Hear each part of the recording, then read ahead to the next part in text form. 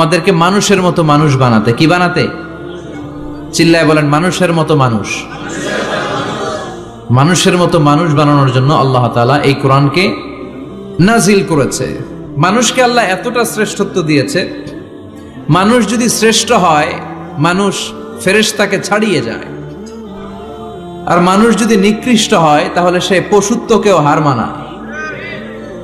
দলিল কি? দলিল হচ্ছে মেরাজ রজনীতে সাইয়েদনা জিবরাইল সিদরাতুল মুনতাহা পর্যন্ত গেলেন, ওইখান থেকে দুইটা ঝর্ণা বা নদী নেমে গেল। বিষ্ণু বললেন, জিবরাইল এই নদী দুইটা কোন নদী?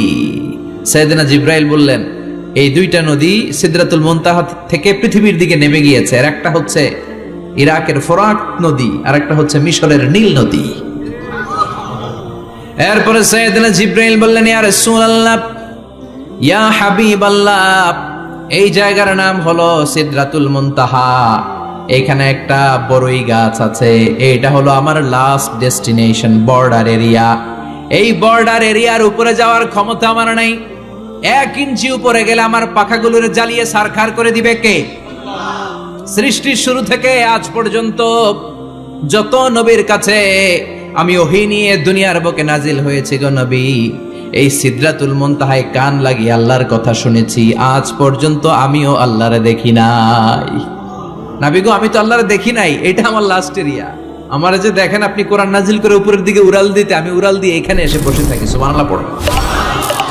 এর উপরে আমি যেতে পারবো না, পাখাগুলো জ্বলে যাবে, যাওয়ার পারমিশন নাই।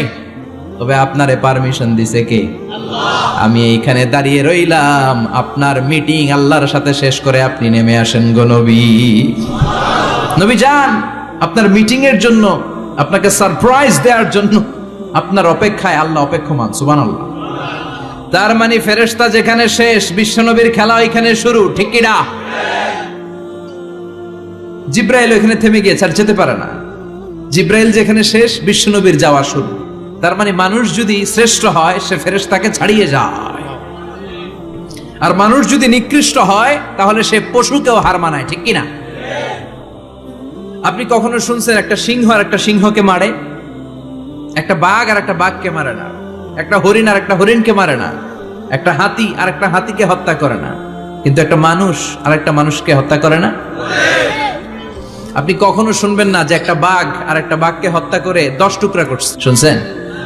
একটা হাতি আর একটা হাতিকে মেরে 30 টুকরা করছে, শুনছেন? কিন্তু মানুষ আর একটা মানুষকে শুধু নৃশংসভাবে হত্যাই করে না, হত্যা শেষে তাকে 10 টুকরা করে, 15 টুকরা করে, 30 টুকরা করে বস্তাবন্দি করে। চিল্লা এখন ঠিক কিনা? পাওয়া যায় না এরকম লাশ? গুম করে ফেলছে, ক্রস ফায়ার করে ফেলছে, মেরে ফেলছে, হাত পা বেঁধে, চোখের রশি বেঁধে বস্তার ভিতরে ভরে ক্ষেতের মধ্যে ফেলে দিচ্ছে। 3 দিন 4 দিন পর এরকম লাশটা ফুলে উঠছে, পাওয়া যায় না। পত্রিকায় বিভৎস লাশ দেখে আমরা অবাক হই। কোন প্রাণী এমনটা করে না, মানুষ মানুষকে মেরে টুকরা টুকরা করে। একটা ছাগল বনের সব ছাগলগুলোরে মেরে ফেলতে চায় না, একটা হাতি ওই জঙ্গল থেকে সব হাতিগুলোকে শেষ করে দিতে চায় না, কিন্তু মানুষ আগুন জ্বালিয়ে জনপদের পর জনপদ ছারকার করে দেয়, গুলি মেরে এলাকার পর এলাকা ঝাঁঝরা করে দেয়। দ্বিতীয় বিশ্বযুদ্ধের সময় আমেরিকা জাপানের 2টা সিটিতে 2টা বোমা মেরেছে, হিরোশিমা নাগাসাকি। হিরোশিমাতে মেরেছে লিটল বয়, নাগাসাকি শহরে ফেলেছে ফ্যাটম্যান। যে পাইলটগুলো বোমা মারতেছে নিচে, ওই পাইলটগুলো মানুষ না? মানুষ। আর যাদেরকে মারার জন্য মারতেছে তারাও কি মানুষ? মানুষ এতটাই নিকৃষ্ট হতে পারে, সে তার জনপদের সবাইকে ছারখার করে দেয়, তার গোষ্ঠীর সবাইকে মেরে ফেলতে কুণ্ঠাবোধ করে না। চিল্লা এখন ঠিক কিনা? এজন্য আল্লাহ ডেকে বললেন, লাহুম কুলুবুল লা ইয়াফকাহুনা বিহা ওয়া লাহুম আ'য়ুনুল লা ইউবসিরুনা বিহা ওয়া লাহুম আযানুল লা ইয়াসমাউনা বিহা উলাইকা কাল আনআমি বাল হুম আযাল উলাইকা হুমুল গাফিলুন। আল্লাহ বললেন, ওদের চোখ আছে, ওরা চোখ দিয়ে দেখে না। হৃদয় আছে, হৃদয় দিয়ে তার ভাইয়ের জন্য তার মায়া লাগে না।